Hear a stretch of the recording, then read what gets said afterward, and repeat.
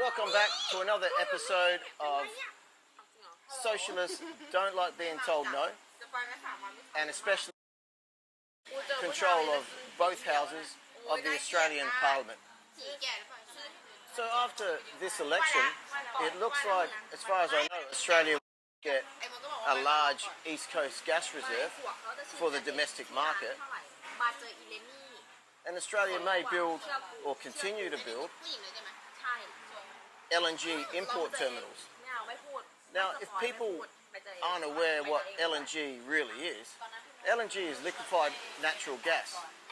But to understand how this may add to your energy bill and perhaps make industry even more uncompetitive in Australia, is all gas is considered a liquid, mostly, and it's only as it comes up that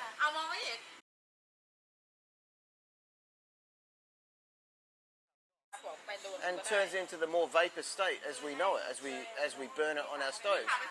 It has a calorific value which varies with the quality of the gas, but to ship it overseas in enough volume, it needs to be condensed again with the temperature back to the state.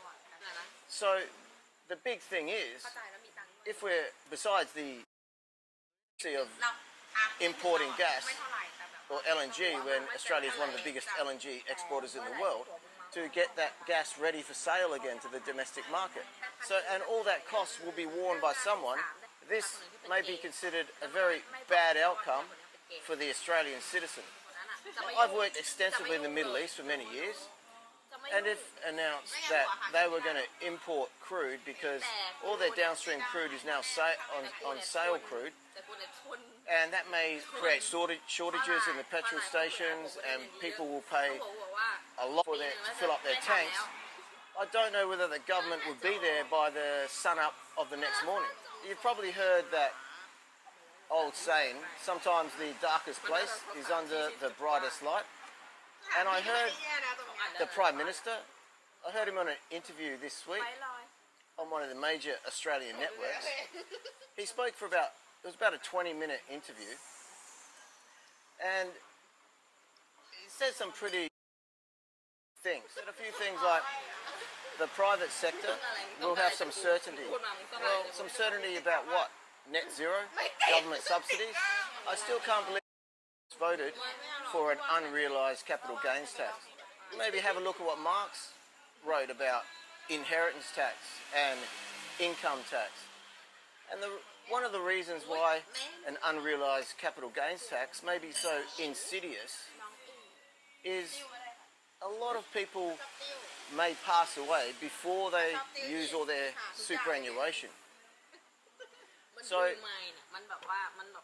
to get at that, plus to get at the inheritance, because if they're leaving some of the super as an inheritance, they may try to capture all of that. The Prime Minister also mentioned something like the problem with housing is the supply.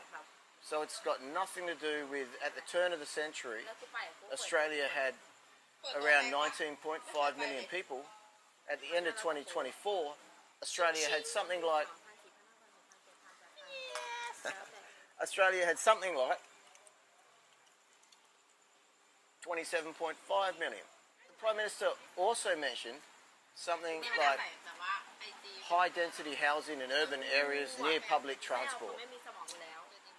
Well, that may be good because you'll need the state to give you transport if you can't afford to run your carbon footprint car in 10 or 15 years under the net zero governments.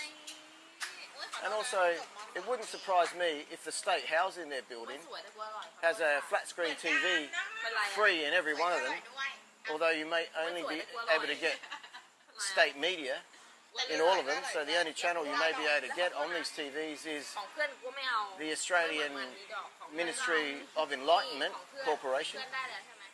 Look, if you made it this far, thanks for watching, I really appreciate it.